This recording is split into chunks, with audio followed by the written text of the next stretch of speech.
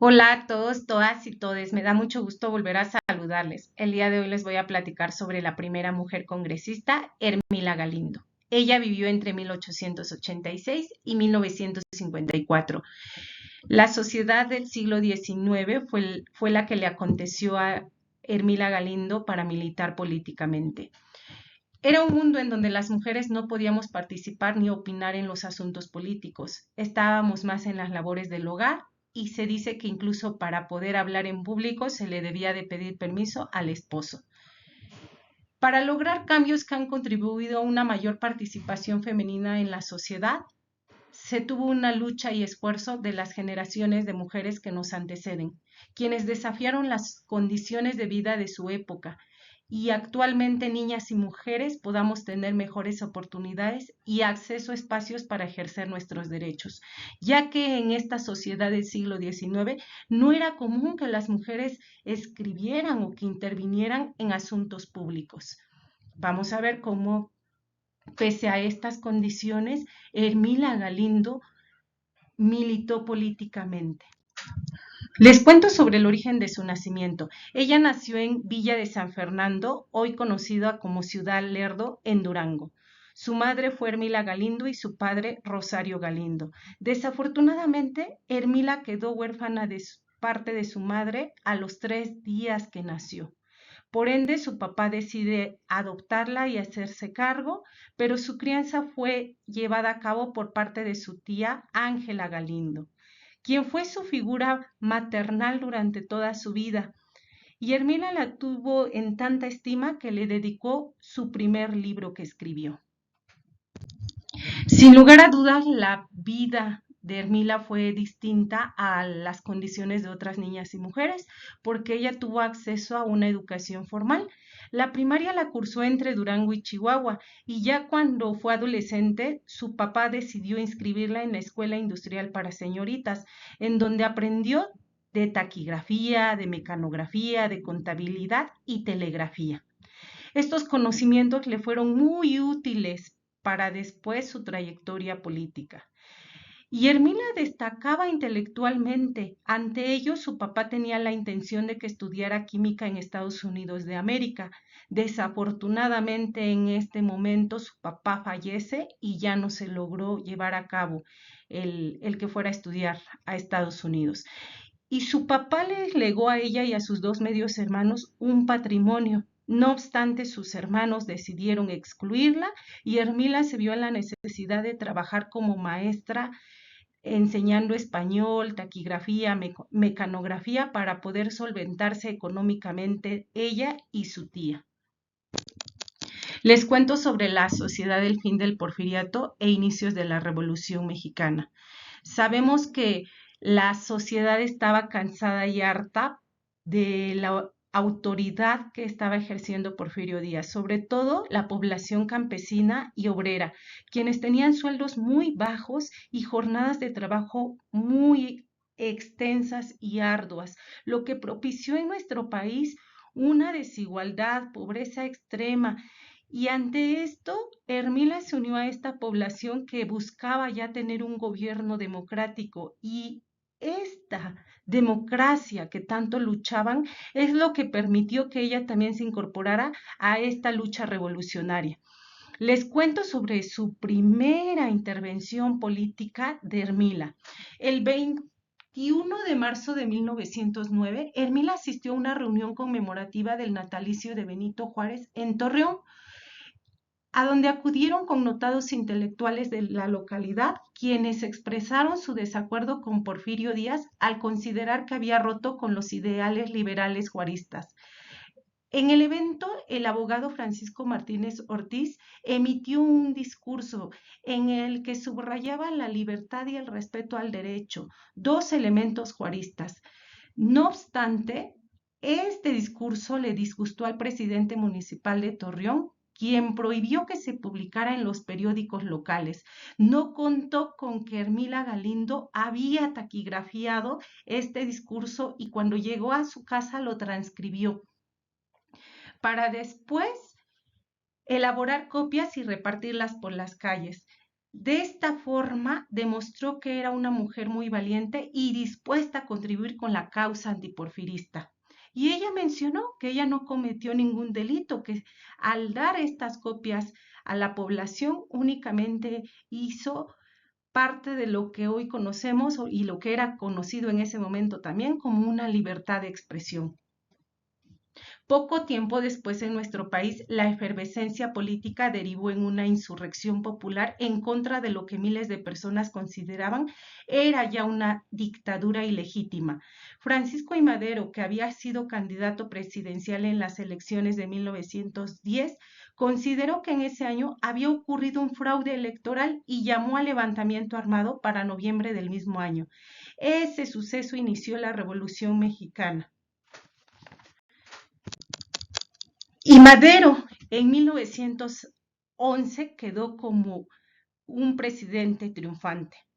En ese contexto, Ermila Galindo fue una mujer apasionada de los acontecimientos políticos y se involucró activamente en ellos. Así es que decide trasladarse a la Ciudad de México y comenzó a trabajar como secretaria del revolucionario Eduardo Ay, mientras continuaba su militancia política revolucionaria. Pero en el marco de la Revolución Mexicana y del surgimiento del feminismo sufragista a nivel mundial, encontró una causa por la cual luchar, y era la ampliación de los derechos de las mujeres. Pero sabemos que hubo un golpe de Estado en 1913, en donde el presidente Madero y el vicepresidente Pino Suárez fueron asesinados. Y ella es como decide, posterior a esto, apoyar ahora al primer jefe Venustiano Carranza. El gobierno constitucionalista buscaba, con la ayuda del pueblo, el reclamo por el respeto a la Constitución de 1857. Este movimiento fue liderado por Venustiano Carranza y jefes revolucionarios del norte. Por ende, muchas fuentes históricas nos hablan como el laboratorio político del norte, porque todos estos políticos pertenecían al norte del país. Y lo lograron. En agosto de 1914 entraron triunfantes a la Ciudad de México. Y se dice que ahí a Ermila se le invitó a que pronunciara un discurso de bienvenida en donde Carranza la admiró por su capacidad oratoria y por sus ideas políticas, y es como la invita a que se haga cargo de ser su secretaria. De 1915 a 1919, ella fundó y estuvo a cargo de la revista llamada La Mujer Moderna. Esta revista hablaba sobre las mujeres de distintos estratos sociales y si bien hablaba de política, también hablaba de moda, de salud e incluso de astrología. Y una de las intenciones de Ermila Galindo era que las mujeres adquirieran conciencia económica y política. Voy a leerles unas letras que ella escribió en esta revista. Mujer, enriquece tu ingenio con la lectura, depura tu gusto visitando museos y hojeando álbums de arte. En este momento también participó en el primer congreso feminista que se llevó a cabo en Mérida, Yucatán, en enero de 1916. Debido a sus múltiples ocupaciones, Ermila no pudo asistir, pero mandó su ponencia que se tituló Monografía sobre la mujer. Se dice que en este primer congreso se discutieron aspectos como la libertad de la mujer moderna, la igualdad del hombre y la mujer, la influencia de la religión y la educación feminista. Pero cuando fue el momento en el que leyeran la ponencia que Ermila había enviado, muchos señores y señoras se disgustaron porque Ermila subrayó que las mujeres debíamos de tener conocimiento sobre la educación sexual y que esta debía ser incluso una materia que se enseñara en las secundarias. Y pues esta idea espantó a muchas personas en este momento social e histórico.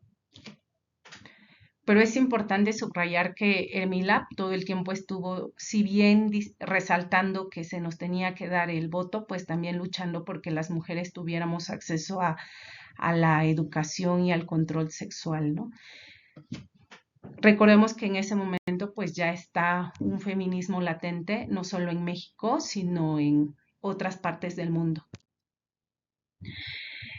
Eh, Entre 1916 y 1917 les cuento que en Querétaro se llevó lo que es conocido como el Congreso Constituyente. Al saber esto, Ermila les vuelve a dar la solicitud de que se aprobara el voto femenino, lo cual fue denegado. Y le contestaban a Ermila que no era posible porque solo algunas mujeres estaban preparadas políticamente para poder emitir un voto objetivo y que además la esfera de las mujeres era la esfera del hogar, de lo doméstico. Y aquí les voy a leer algo de lo que ella les contestó. Dice, a estas y otras objeciones respondemos, las mujeres necesitan el derecho al voto por las mismas razones que los hombres, es decir, para defender sus intereses particulares, los intereses de sus hijos, los intereses de la patria y de la humanidad, que miran a menudo de modo bastante distinto que los hombres. A las que nos acusan de que queremos salirnos de nuestra esfera, respondemos que nuestra esfera está en el mundo. ¿Por qué? ¿Qué cuestiones que se refieren a la humanidad no deben preocupar a la mujer que es ser humano, mujer ella y madre de mujeres y hombres? ¿Qué problema, qué cuestiones pueden discutirse en el mundo cuya resolución no haya de repercutir sobre la vida de la mujer directa o indirectamente? ¿Qué leyes puede haber que no la favorezcan o no perjudiquen a ella o a los suyos y que por lo tanto no deben ni pueden interesarla? La esfera de la mujer está en todas partes porque la mujer representa más de la mitad del género humano y su vida está íntimamente ligada con la de la otra mitad. Los intereses de las mujeres y de los hombres no pueden separarse. La esfera de la mujer está, por lo tanto, donde quiera que está la del hombre, es decir, en el mundo entero.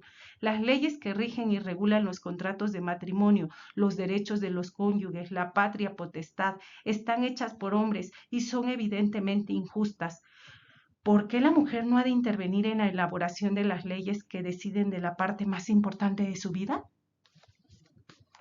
Bueno, entonces esto es lo que les contestaba Ermila Galindo, ¿no? Siempre muy desafiante ella.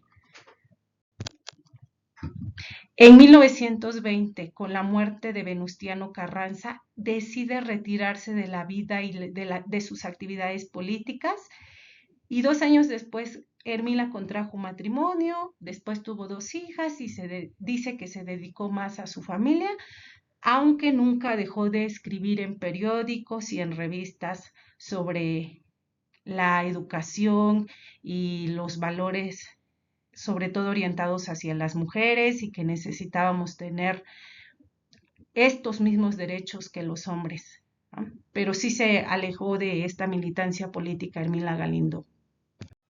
Y 1 año antes de su muerte, Ermila Galindo logró ver consolidado su proyecto, ya que en el sexenio de Ruiz Cortines se nos otorgó el voto femenino en octubre de 1853.